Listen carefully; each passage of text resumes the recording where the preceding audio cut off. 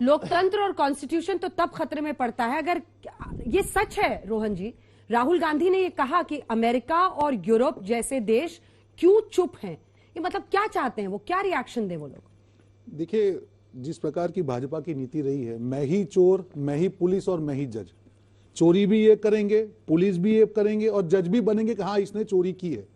देखिए अंजना जी, कब तक ये लोग देशभक्ति की आड़ में अपनी विफलताओं को छुपाते रहेंगे? मैं यहाँ पे दो सवाल इनके सामने खड़े करना चाहूंगा कि एक बात कि क्या देश की सरकार के खिलाफ बोलना देश के खिलाफ बोलना है? नहीं, भाजपा भारत नहीं है।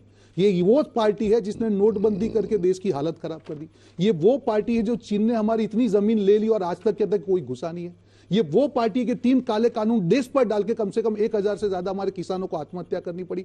मुद्दा क्या है यहाँ पर? मुद्दा ये है कि क्या देश की सरकार के खिलाफ जो देश के लोकतंत्र को वीक करती है, बाहर जाके बोलना अपराध है? अगर वो अपराध है, मैं आपके सामने एक वीडियो प्ले करना चाहूंगा, तो अगर ये भी अपराध है, बता दे भाजपा के नेता यहाँ पे जो प्रवक्ता है कि क्या ये अपराध है, तो फिर बताइए कि इसकी सजा क्या है। ये मोदी जी का वीडियो है, ये मेरा वीडियो नहीं है, ये आपके सामने है। ये क्या बोले, सुन लीजिए। पता नहीं पिछले जन्म में क्या पाप किया हम हिंदुस्तान में पैदा हुए। ये क्या है? पता नहीं पिछले जन्म में क्या पाप किया था, हिंदुस्तान में पैदा हुए। ये कोई देश है? ये कोई सरकार है? ये कोई लोग है? चलो छोड़ो, चले जाए कहीं और। कौन सा पंजा था? ये कांग्रेस के खिलाफ बोल रहे हैं, देश के बाहर।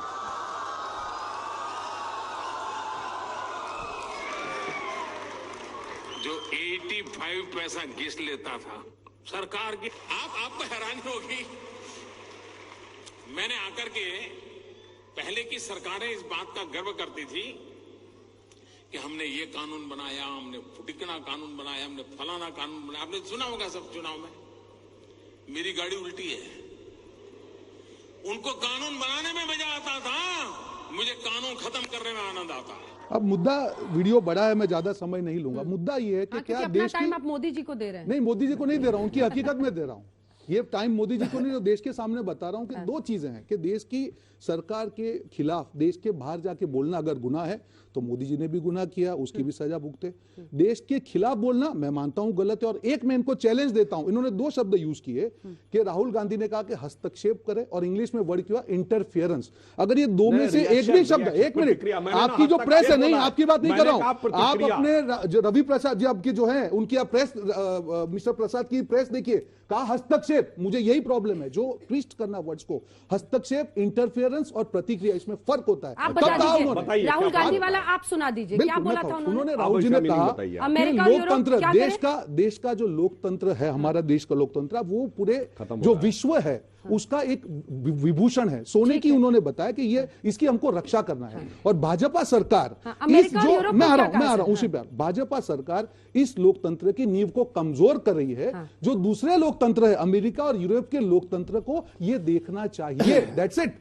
दैट डजंट मीन कि उन्होंने ये कहा कि देश के खिलाफ अटैक करेगा। ये देश के खिलाफ नहीं है, मैं यही कह रहा हूं। इसलिए मैंने कहा कि मैं ही चोर, मैं ही पुलिस और मैं ही जज। इन्होंने फरमान सुना दिया। एक मिनट, लेट मी कंप्लीट। माफी मांगे, अरे माफी तो आप लोग मांगे नोटबंदी के लिए, माफी मांगे चीन के खिलाफ नहीं बोलने के लिए, माफी मांगे 3 काले कानून करने के लिए, माफी मांगे देश की जनता से झूठ बोलने के लिए, माफी मांगे कि 5 करोड़ ट्रिलियन की इकोनॉमी आप नहीं कर पाए, माफी मांगिए कि किसान की आय दुगना नहीं कर पाए, माफी मांगे कि 2 करोड़ के रोजगार आप हर साल नहीं दे पाए। आपको माफी मांगनी चाहिए, हमसे माफी मत मंगवाइए। देश के मुद्दे पे बात आएगी, लोकतंत्र पे खतरा होगा। कांग्रेस पार्टी, राहुल गांधी, हम दिल से बोलेंगे बोलेंगे बोलेंगे। आपको जितना भी प्रोपेगेंडा करना है कर लीजिए, देश की जनता आपकी है।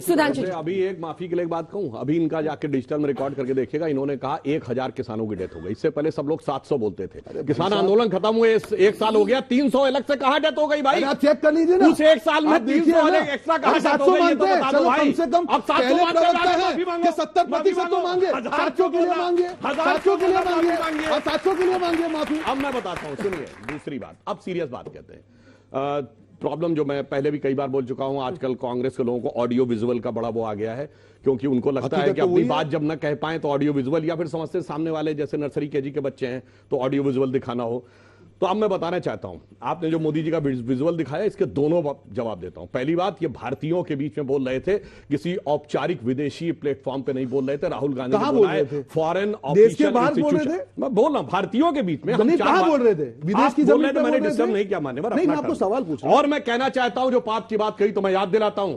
याद करिए, एक मूवी थी वेडनेसडे, जिसमें कि नसीरुद्दीन शाह एक आम आदमी बना है। वो क्या कहता है कि वो दौर आ गया है कि जब कोई आदमी घर से बाहर निकलता है तो उसकी वाइफ फोन कर करके हर 2 घंटे पूछती है, ऑफिस पहुंच गए कि नहीं, चाय पी ली कि नहीं, खाना खा लिया तो नहीं। वो ये नहीं जानना चाहती कि तुमने चाय पी लिया, खाना खाया। वो जानना चाहती तुम जिंदा हो कि नहीं। क्योंकि आतंकवाद का वो दौर है कि हर व्यक्ति जब घर से निकलता है तो उसे लगता है मैं जंग पे जा रहा हूं, जिंदा वापस आऊंगा क्या नहीं। और क्या देश था जिसमें दर्जन भर शहरों में धमाके होते थे।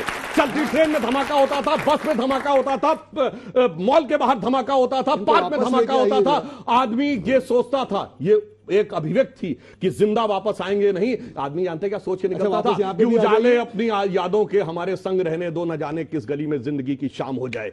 और फिर पाप क्या था उस सरकार का? आतंकवाद पे नियंत्रण तो छोड़िए, 2007 में हवाना में जाके कहते हैं आतंकवाद से पाकिस्तान पीड़ित है। लगता है और 26/11 का हमला हुआ नवंबर 2008 में।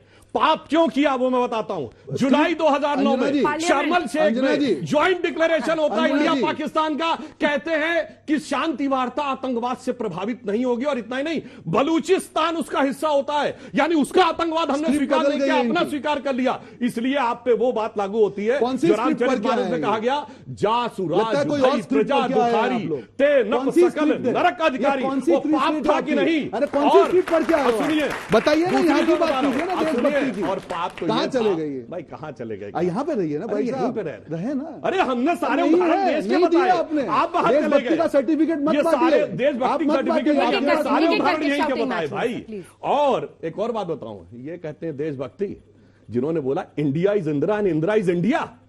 अरे इस महान पुण्य भूमि भारत को एक नेता के बराबर तौल दिया। और वो नेता जो हाई कोर्ट के द्वारा भ्रष्टाचार और चुनावी धांधली में दोषी माना गया था, माफी मांगी उसके लिए। आप माफी मांगिए। कांग्रेस ने आज तक माफी नहीं मांगी है उसके लिए। आप मांगिए।